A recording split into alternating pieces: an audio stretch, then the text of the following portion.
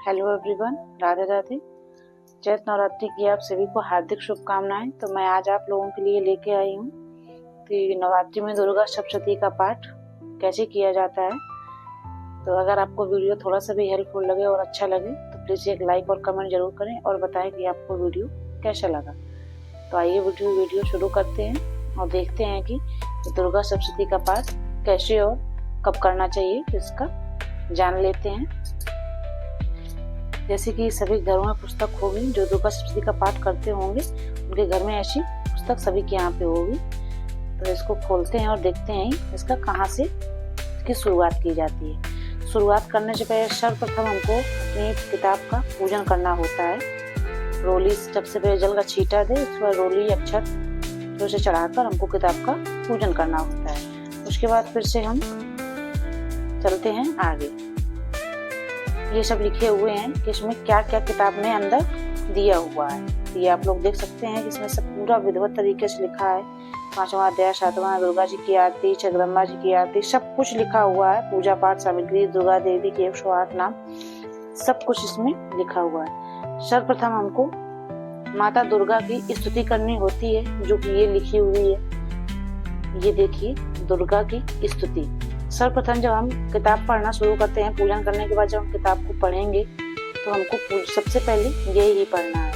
कैसे पढ़ना है आइए मैं पढ़ के आपको बताती हूँ। द्वार पे पुकारूं मैं, अनहद बजाए बाजो, दर्शन देव श्री मात अर्जी एक मेरी है। भक्तन के तारन को निवास भूमि माह कियो, पंडन दुख खंडन को करी नाही देरी है। इसको हमको ऐसे हमेशा ये मतलब हल्की आवाज में पढ़ा जाता है। तेज आवाज में कभी भी नहीं पढ़ना होता है। तो हल्की आवाज में और मीठी आवाज में माता रानी को पढ़ के हमको सुनाना है और उनसे स्तुति करनी है। उसके बाद फिर से ये आ जाता है दुर्गा देवी 108 नाम। माता रानी के जो दुर्गा 108 नाम है वो भी हमको लेने होते हैं। तो ये भी आपने, ये मुश्किल से 2 या 3 मिनट में हो जाता है, कोई बहुत टाइम नहीं लगता। सती, साध्वी, भवभीता, भवानी, बहुमोचनी, आद्या, दुर्गा, जया, आद्या, त्रिशूल धारणी, पिनाक धारणी, चित्रा, चंद्रघंटा, महातपा, मना, बुद्धि भावनी, भव्या, अहंकारा, चित्ररूपा, चिति, सर्वमंत्री, सत्ता, सत्यनंदा, अनंता, चितमणि, श्री भव्या, वया, सदागति, सामवी, देव माता, रूप स्वरूपणी। ये माता रानी के 108 नाम होते हैं जो कि आपको पढ़ने हैं। यहाँ पे इसका अंत है। तो 108वां नाम सर्वशास्त्रीमयी, ये माँ का लास्ट नाम है। उसके बाद फिर हम आगे बढ़ते हैं। ये आप चाहें तो कर सकते हैं। ये चंडी देवी का फल का होता है कि मतलब कैसे क्या करना है, नहीं तो आप इसको स्किप कर सकते हैं। उसके बाद फिर आया ये सप्तशती सप्त श्लोकी दुर्गा। ये भी आप पढ़ें। इसका भी शिव उवाच देवी त्व भक्त सुलभे सर्वकाय विधायिनी। ये भी आपको सर्व श्लोकी दुर्गा, इसको भी आपको पढ़ना होता है और ये सब संस्कृत में है। तो अगर आप इसको शुद्ध और साफ तरीके से पढ़ सकते हैं तो ही पढ़ें, वरना आप इसको स्किप कर सकते हैं। गलत मत पढ़ें, इस चीज का खास ध्यान रखें। उसके बाद आया कि ये मतलब कैसे कैसे पूजन करना है, ये सब पूरा लिखा हुआ है। सगदेव युक्त शूद्र कुमारी कन्या का पूजन कैसे करें। फिर आई ये क्षमा याचना। आप जब भी, इसके बाद फिर कवच है क्षमा याचना के बाद। तो पहले हम क्षमा याचना पढ़ लेते हैं कि परमेश्वरी, मेरे द्वारा रात दिन सहस्त्रों अपराध होते हैं, यह मेरा दास चेहरा समझकर मेरे अपराधों को कृपा पूर्वक आप क्षमा करें। परमेश्वरी, मैं आह्वान करना जानती, विसर्जन करना नहीं जानती, पूजा करने का ढंग भी नहीं जानता, क्षमा करो देवी। श्री, मैंने जो मंत्रहीन, क्रियाहीन और भक्तिहीन पूजन किया है सब आपकी दया का पात्र है। जैसा चाहो वैसा करो हे देवी। परमेश्वरी, अज्ञान से भूल से तब बुद्धिभ्रष्ट होने के कारण मैंने जो नियंत्रण अधिकता कर दी है वैसा क्षमा करो और प्रसन्न शुद्धि परमेश्वरी, जगत माता कामेश्वरी, प्रेम तुम पूजा स्वीकार प्रसन्न हो। ये क्षमा याचना आप इसको भी मैंने आपको जल्दी बता दिया है। बाकी आपको इसको प्रेम से और सरल तरीके से आपको इसको सबसे पहले वो सब पढ़ने के बाद हमको क्षमा याचना पढ़ लेनी है। क्षमा याचना क्यों? क्योंकि हम आपका कवच पढ़ने जा रहे हैं। अगर हमसे कुछ भी थोड़ी सी भी त्रुटियां हो तो माँ उसको क्षमा करें और आप हमारा कवच और पूजा स्वीकार करें। उसके बाद ये आ जाता है जाप मंत्र। ओम क्रीं क्रियाय नमः स्वाहा, ओम ह्रीं क्लीं चामुंडाय विच्चय, ओम दूं दुर्गाय नमः, ओम श्री महाकाली स्तुति श्री शीतला माता की स्तुति। उसके बाद फिर हमको ये पढ़ना होता है श्री दुर्गा माता प्रार्थना।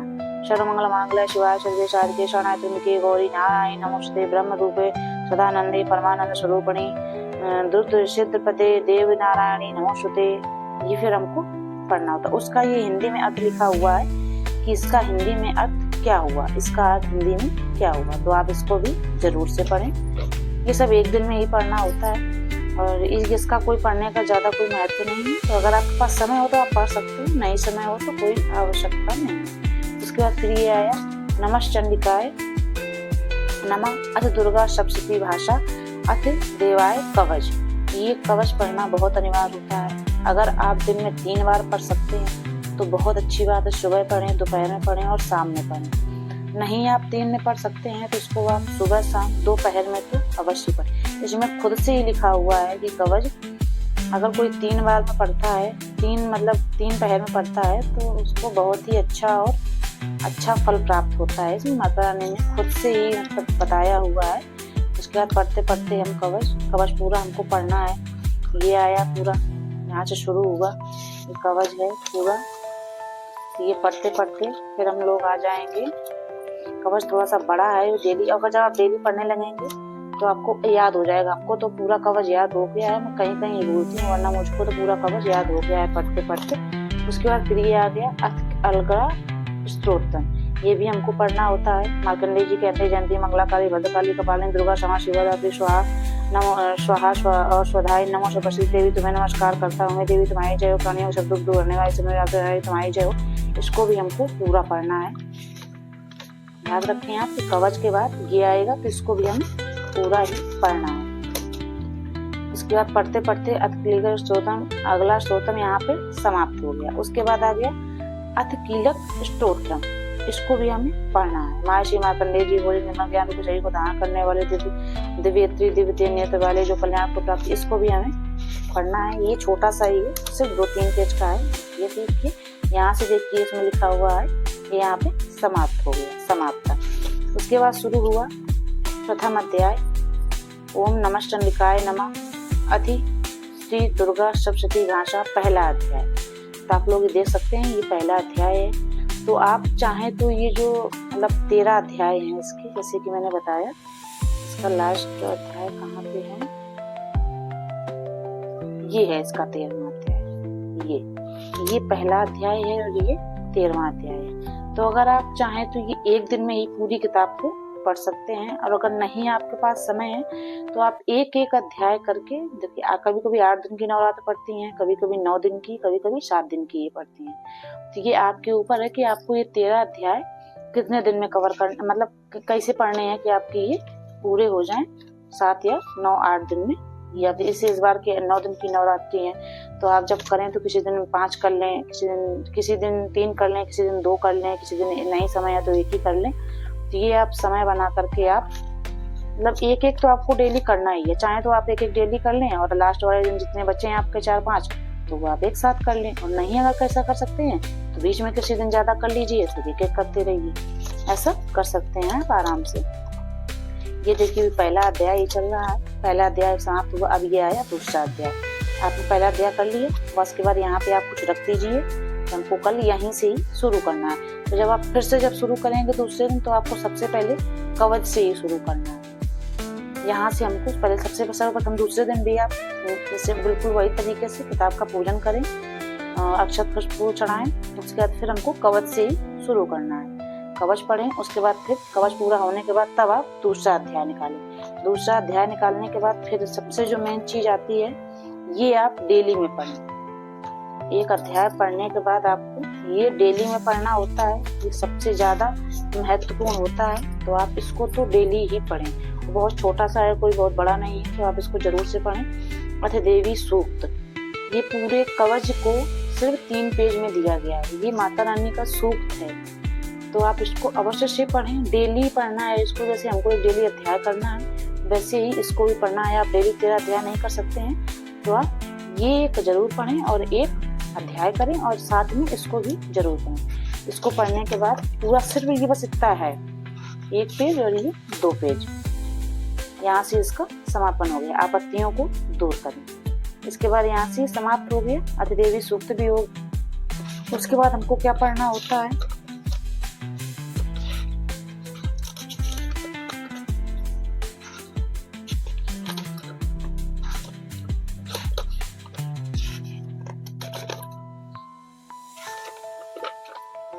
बहुत बड़ी किताब है, अगर कोई एक दिन में पढ़े। उसके बाद फिर ये आ गई क्षमा याचना। सब कुछ पढ़ने के बाद फिर हमको माता रानी से क्षमा मांगनी होती है। ये क्षमा लिखी हुई है, हे परमेश्वरी, मेरे द्वारा रात दिन सहस्त्रों अपराध होते हैं, अतः आप मुझे अपना सेवा समर्पण मेरे कृपया पूर्वक मेरे उन अपराधों को क्षमा करो। ये पूरी हमको क्षमा याचना यहाँ तक पढ़नी है। यहाँ तक क्षमा याचना पढ़ने के बाद माता रानी से क्षमा मांगे। क्षमा मांगने के बाद पुस्तक को आराम से बंद कर दें और उसको बंद करने के बाद इसके चरण स्पर्श करें। उसके बाद इसको मस्तक में लगाएं अपने, और ये इसको यथावत उसके उसी स्थान पर रख दें। और अगर आपको कोई भी दिक्कत हो, ना समझ में आया हो जहाँ पे, तो आप हमको बताइएगा, तो मैं आपको एक बार से फिर से बताने का प्रयास करूंगी कि इसको पढ़ने का तरीका क्या है। और अगर वीडियो पसंद आ गया हो तो कमेंट में जय माता दी जरूर लिखें। और सभी को नवरात्रि की एक बार फिर से हार्दिक शुभकामनाएं। सभी को माता रानी कृपा बनी रहे, सभी का मंगल हो।